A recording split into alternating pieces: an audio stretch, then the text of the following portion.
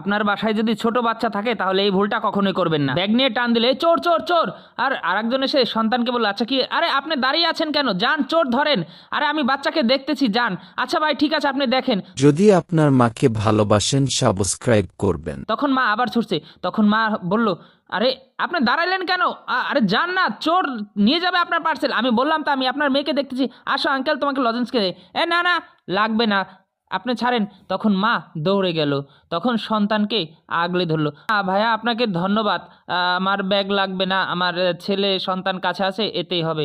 আপনার ব্যাগ নিয়ে গেলে আপনার তো লস হয়ে যাবে তাই না, আমাকে দেন ওকে, আমি আপনার সন্তানকে দেখি। এই একবারও না, আমি এবার বুঝতে পেরেছি যে এই চোর আর আপনি একই দলের লোক। একটা ব্যাগ খুঁজছে, আরে তোর বাচ্চা কই, আরে না রে আনতে পারিনি। আরে এই কাজটা ভালো মতন করতে পারলি না, আমি তো ঠিকই ব্যাগটা নিয়ে আসলাম।